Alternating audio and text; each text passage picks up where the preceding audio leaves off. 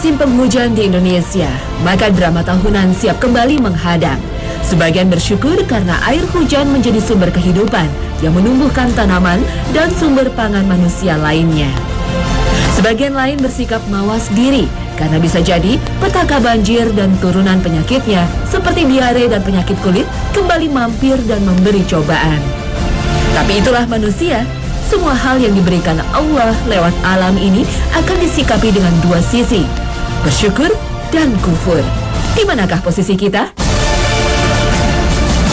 Air, besi, cahaya, gunung, dan unsur lainnya adalah berkah alam untuk manusia.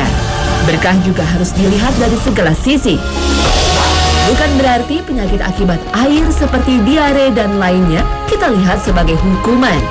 Karena sejatinya, segala penyakit yang kita derita adalah jalan penghapus dosa bagi siapa yang mengimaninya. Maka lihatlah bahwa musim penghujan adalah berkah dari Allah, apapun efek yang menimpa kita pada akhirnya. Kalau itu bisa diresapi, maka cara pandang kita dalam melihat juga akan berubah. Bahwa segala yang ada di alam ini, air, besi, gunung, api, petir, dan lainnya memang berkah untuk manusia.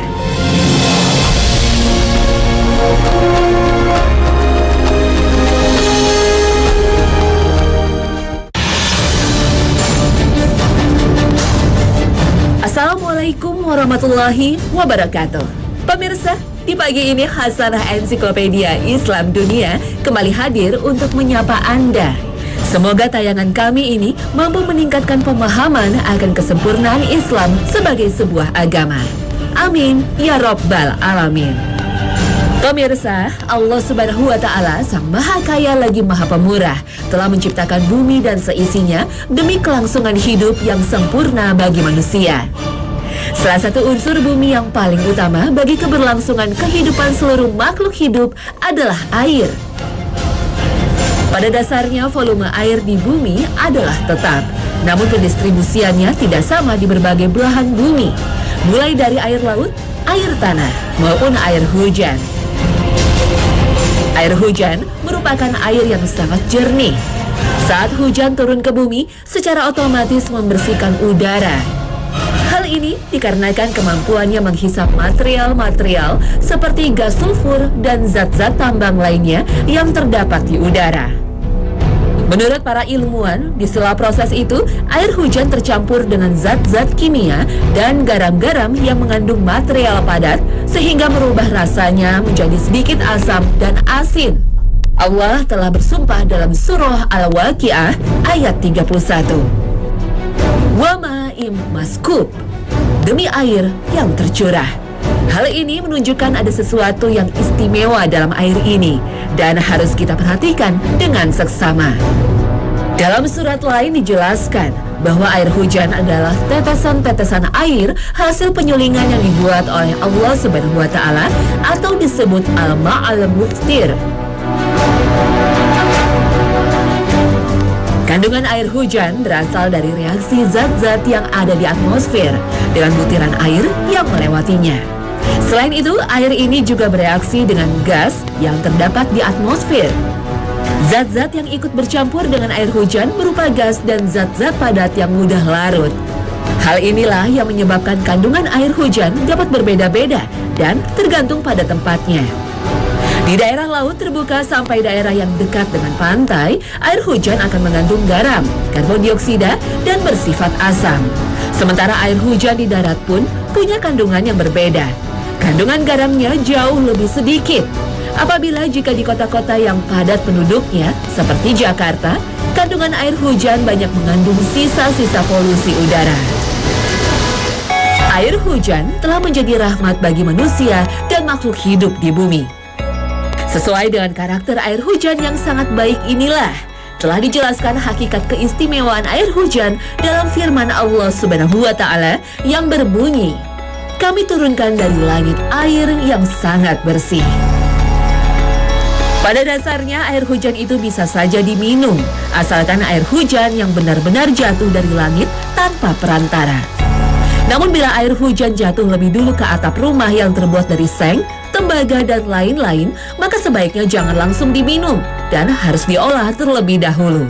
karena kemungkinan besar sudah tercemar. Air hujan dipercaya mampu mengangkat segala kotoran yang terdapat pada kulit tubuh manusia. Jauh lebih baik daripada air biasa. Air hujan sangat steril dari berbagai macam virus dan bakteri. Dalam Al-Quran juga dijelaskan bahwa sifat air hujan yang turun dari langit mampu untuk menyucikan diri manusia serta mampu menghilangkan gangguan-gangguan setan. Selain itu, air dapat digunakan sebagai sumber energi bagi tubuh manusia. Maha besar Allah yang telah menciptakan hujan sebagai rahmat bagi makhluk hidup di bumi.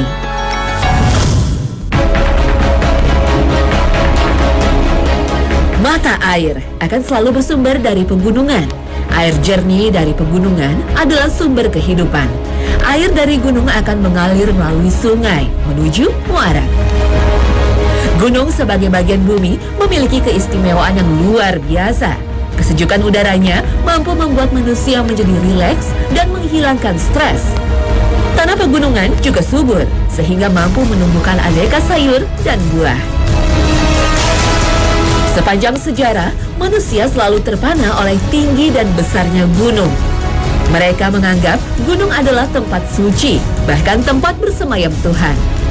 Dari Gunung Fuji hingga Gunung Himalaya menjadi tempat yang sakral.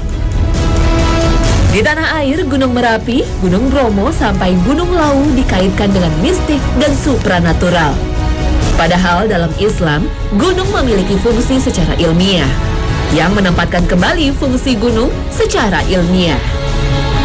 Dalam Al-Quran kita temukan kata gunung sebanyak 49 kali. Di antaranya, 22 ayat menyebutkan fungsi gunung sebagai pasak atau tiang panjang. Bukankah kami telah menjadikan bumi itu sebagai hamparan dan gunung-gunung sebagai pasak? Al-Quran Surah An-Naba ayat 6 dan 7. Pasak atau paku besar merupakan benda yang menancap ke dalam. Artinya, kepala pasak yang tampak di luar selalu jauh lebih pendek dibanding panjangnya pasak yang terhujam. Ketika agama-agama primitif selama ribuan tahun hanya takjub pada ketinggian gunung, Al-Quran mementahkan kekaguman sesat mereka itu. Ternyata bukan tingginya, tetapi kedalaman akar gunung yang menghujam sampai 15 kali lipat dari tinggi di atas permukaan bumi, itulah yang lebih dahsyat. Al-Quran menegaskan bahwa fungsi gunung adalah pasak bumi yang memanjang ke bawah tanah dengan kokoh. Para ahli geofisika menemukan bukti bahwa kerak bumi berubah terus dengan teori lempeng tektonik yang menyebabkan asumsi bahwa gunung mempunyai akar yang berperan menghentikan gerakan horizontal litosfer. Teori lempeng tektonik menyebutkan bahwa kulit bumi berupa 12 lempeng litosfer setebal 5-100 km menggapung di atas substratum plastis atau astenosfer yang tebalnya sampai 3000 km. Lempengan itu bergerak secara horizontal dan saling bertabrakan dari waktu ke waktu dan terlipat ke atas dan ke bawah, melahirkan gunung-gunung. Misalnya tabrakan lempeng India dan lempeng Eurasia menghasilkan formasi rantai pegunungan Himalaya dengan puncak tertingginya Gunung Everest dengan ketinggian 8.848 km terbentuk mulai 45 juta tahun yang lalu. Terbentuknya gunung ditandai dengan akar yang jauh menancap ke dalam bumi. Hal ini menyebabkan melambatnya pergerakan lempeng litosfer. Itulah fungsi gunung. Tanpa gunung, gerakan litosfer akan lebih cepat dan tabrakan antar lempeng akan lebih drastis dan mungkin membahayakan kehidupan. Dengan kata lain, gunung-gunung menggenggam lempengan-lempengan kerak bumi dengan memanjang ke atas dan ke bawah permukaan bumi pada titik-titik pertemuan lempengan-lempengan ini. Dengan cara ini, mereka memanjangkan kerak bumi dan mencegahnya dari terombang-ambing di atas lapisan magma atau di antara lempengan-lempengannya. Singkatnya, kita dapat menyamakan gunung dengan paku yang menjadikan lembaran-lembaran kayu tetap menyatu. Dan telah kami jadikan di bumi ini gunung-gunung yang kokoh, supaya bumi itu tidak goncang bersama mereka. Dan telah kami jadikan pula di bumi itu jalan-jalan yang luas, agar mereka mendapat petunjuk. Al-Quran Surah Al-Anbiya ayat 31. Memang, sejak tahun 1620-an, para ilmuwan seperti Francis Bacon dan R.P.F. Placer dari Prancis mengamati kemungkinan bahwa dahulu benua Amerika, Eropa, dan Afrika pernah menyatu. Pada 1858, Antonio Schneider mengemukakan konsep continental drift, mengambangnya benua-benua. Kemudian menurut ahli geologi Austria Eduard Suess, semua benua dulunya memang menjadi satu, diberi nama Gondwanaland. Sedangkan ilmuwan Jerman Alfred Wegener menamakannya Pangea. Sekitar 180 juta tahun lalu, Pangea terbelah menjadi dua bagian, yang masing-masingnya bergerak ke arah yang berbeda. Salah satu daratan atau benua raksasa ini adalah Gondwana, yang meliputi Afrika, Australia, Antartika, dan India. Benua raksasa kedua adalah Laurasia, yang terdiri dari Eropa, Amerika Utara, dan Asia, kecuali India. Benua-benua yang terbentuk setelah terbelahnya Pangea bergerak di permukaan bumi secara terus-menerus sejauh beberapa sentimeter per tahun.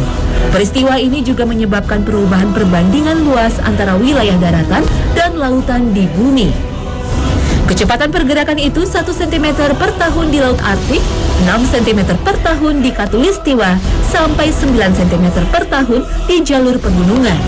Dan konsep continental drift atau gerakan mengapung dari benua ini sebenarnya telah terlebih dahulu dijelaskan dalam Al-Quran. Dan kamu lihat gunung-gunung itu, kamu sangka dia tetap di tempatnya, padahal ia berjalan sebagai jalannya awan. Al-Quran Surah An-Naml ayat 88. Meski gunung berfungsi sebagai pasak, tetapi ia tetap mengikuti pergerakan lempeng benua di atas lapisan magma, seolah awan yang bergerak di atas langit. Subhanallah, inilah sebuah fenomena alam yang terbukti ilmiah dan telah tertulis jelas dalam Al-Quran. Selain keajaiban di daratan, Allah Subhanahu wa Ta'ala menunjukkan kebesarannya dengan menciptakan gunung berapi di bawah laut. Menurut catatan, ada sekitar 5.000 gunung di bawah laut yang letaknya tersebar di berbagai belahan dunia, termasuk Indonesia. Gunung di bawah laut ini terletak pada cekungan laut, bahkan ada pula yang ditemukan pada bagian kerak samudra. Dari sekitar 5.000 gunung di bawah laut, sebagian diantaranya merupakan gunung berapi yang masih aktif hingga sekarang. Kalau dilihat dari perbandingan penyebarannya, maka sebagian besar gunung di bawah laut tersebar di kawasan Samudra Pasifik. Sisanya kemudian tersebar di kawasan Samudra India dan Samudra Atlantik. Sementara berdasarkan catatan Encyclopedia of Earth, gunung di bawah laut dengan ketinggian di atas 1.000 meter jumlahnya tak kurang dari 100.000 gunung. Tentu saja akan lebih banyak lagi bila dihitung dengan gunung di bawah laut yang memiliki ketinggian di bawah 1.000 meter. Gunung di bawah laut merupakan gunung yang naik dari dasar laut, namun tidak sampai mencuat ke atas permukaan air. Diperkirakan gunung di bawah laut ini sudah terbentuk jutaan tahun lalu, terutama pada kedalaman antara 1.000 sampai dengan 4.000 meter dari dasar laut. Gunung di bawah laut kebanyakan berbentuk seperti kerucut karena adanya proses vulkanik. Kawasan gunung di bawah laut memang menjadi pusat penelitian, karena di sana biasanya merupakan ekosistem yang langka, mengandung bahan tambang yang tinggi, dan keanekaragaman satwa laut. Bagaimana persis terbentuknya gunung di bawah laut? Memang masih menjadi perdebatan sengit di antara para pemerhati gunung di bawah laut dan gunung berapi dunia. Ada yang mengatakan gunung di bawah laut ini terbentuk jutaan tahun lalu ketika pada suatu saat kerak samudra menabrak kerak benua. Dari hasil tabrakan tersebut, maka terbentuklah ganjalan yang kemudian membentuk gunung di bawah laut.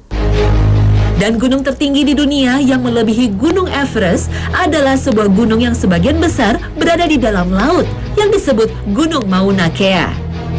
Terletak di kawasan perairan Hawaii, ini merupakan gunung di bawah laut tertinggi dengan ketinggian 16.400 meter dari dasar laut hingga ke puncaknya. Gunung ini bagian dari rangkaian pegunungan berapi terpanjang di dunia yang tak kurang dari 2.400 km. Sementara di Indonesia, menurut hasil penelitian Pusat Vulkanologi dan Mitigasi Bencana Geologi, setidaknya di wilayah Indonesia ini ada 5 gunung di bawah laut yang merupakan gunung berapi dan masih aktif. Salah satunya adalah Gunung Mahangetang. Letaknya tidak terlalu jauh dari Pulau Mahangetang. Gunung di bawah laut ini dikenal pula dengan nama Banua Walu.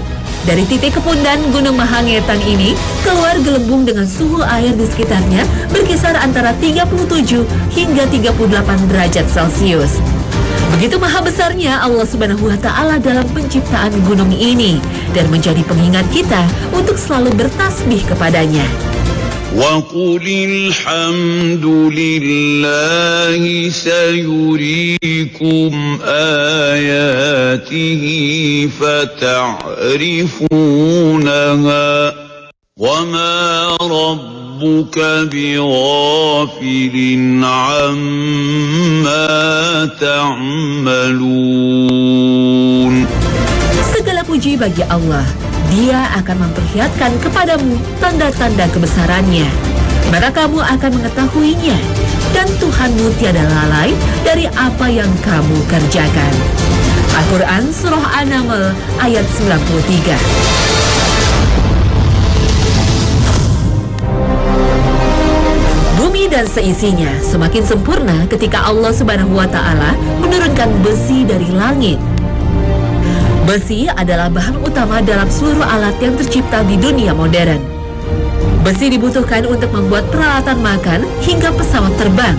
Dan besi pula lah yang menopang kokohnya jembatan dan pondasi gedung bertingkat. Allah menggunakan kata anzala dalam ayat tersebut yang artinya menurunkan. Sebagaimana Allah menggunakan kata itu untuk menurunkan hujan dan Alkitab. Bagaimana caranya besi diturunkan dari langit? Apakah dijatuhkan begitu saja? Sains modern memberikan informasi kepada kita bahwa besi termasuk logam berat yang tidak dapat dihasilkan oleh bumi sendiri. Profesor Armstrong dari NASA dan Mohammed Asadi berpandangan memang besi diturunkan dari langit. Besi diturunkan secara intrinsik dari langit melalui meteorit pada awal terbentuknya bumi. Energi sistem tata surya kita tidak cukup untuk memproduksi elemen besi. Suhu inti matahari sekitar 15 juta derajat Celcius dengan suhu permukaan sekitar 6 juta derajat Celcius. Proses fusi nuklir pada inti matahari pun tidak pernah menghasilkan unsur berat termasuk besi, tapi hanya menghasilkan helium dan beberapa unsur ringan lainnya. Lantas, dari mana asal besi yang ada di bumi dengan jumlahnya yang mencapai sepertiga massa bumi? Energi yang dibutuhkan untuk menghasilkan besi adalah 4 kali energi sistem matahari kita. Jadi besi hanya dapat dihasilkan oleh suatu bintang yang jauh lebih besar daripada matahari. Dengan suhu ratusan juta derajat Celcius, bintang yang besar meledak dahsyat dan hasilnya menyebar di angkasa sebagai meteorit yang mengandung besi. Melayang di angkasa sampai tertarik oleh gravitasi bumi di awal terbentuknya bumi miliaran tahun yang lalu. Jadi, besi tercipta melalui proses nukleosintesis. Ketika bintang-bintang mati dan kehabisan bahan bakar hidrogennya, maka besi bersama unsur-unsur lainnya dihamburkan ke ruang angkasa. Tata surya termasuk planet bumi terbentuk dari awan gas dan partikel debu. Dan unsur terbanyak yang menyusun bumi adalah besi yang turun dari langit. Seperti yang dijelaskan Allah Azza wa Jalla dalam surah Al-Hadid. وَأَنزَلْنَا الْحَدِيدَ فِيهِ بَأْسٌ شَدِيدٌ وَمَنَافِعُ لِلنَّاسِ وَلِيَعْلَمَ اللَّهُ مَن يَنصُرُهُ وَرُسُلَهُ بِالْغَيْبِ Inna Allah qawiyyun aziz. Bumi yang bermassa 6 kali 1021 ton ini terbangun dari 35% unsur besi, 26% oksigen, 13% silikon, 10% magnesium, 4% nikel, dan sisanya unsur-unsur lain. Lapisan paling atas bumi hanya sedalam 25 sampai 90 km di kawasan daratan dan 6 sampai 11 km di kawasan samudra. Di lapisan kulit bumi, unsur besi berada di peringkat keempat setelah oksigen, silikon, dan aluminium. Sementara di lapisan paling bawah, yaitu pusat bumi, tersusun 90% dari besi. Logam berat di alam semesta dibuat dan dihasilkan dalam inti bintang-bintang raksasa. Akan tetapi, sistem tata surya kita tidak memiliki struktur yang cocok untuk menghasilkan besi secara mandiri. Besi hanya dapat dibuat dan dihasilkan dalam bintang-bintang yang jauh lebih besar dari matahari, yang suhunya mencapai ratusan juta derajat. Ketika jumlah besi telah melampaui batas tertentu dalam sebuah bintang, bintang tersebut tidak mampu lagi menanggungnya dan akhirnya meledak melalui peristiwa yang disebut dengan supernova. Akibat dari ledakan ini, meteor-meteor yang mengandung besi bertaburan di seluruh penjuru alam semesta dan mereka bergerak melalui ruang hampa hingga mengalami tarikan oleh gaya gravitasi benda angkasa. Semua ini menunjukkan bahwa logam besi tidak terbentuk di bumi, melainkan kiriman dari bintang-bintang yang meledak di ruang angkasa melalui meteor-meteor dan diturunkan ke bumi. Persis seperti dinyatakan dalam ayat ke-25 Surah Al-Hadid. Fakta ini tidak dapat diketahui secara ilmiah pada abad ke-7 ketika Al-Quran diturunkan. Memang aneh tampaknya, tapi inilah keajaiban Al-Quran dan tiada sedikit pun keraguan atas kebenarannya.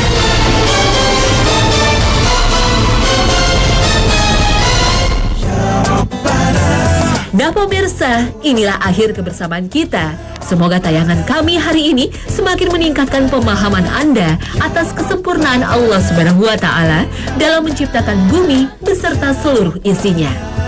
Tetap setia menyaksikan Hasanah di setiap Minggu hingga Jumat pagi hanya di Trans 7. Akhir kata, wassalamualaikum warahmatullahi wabarakatuh.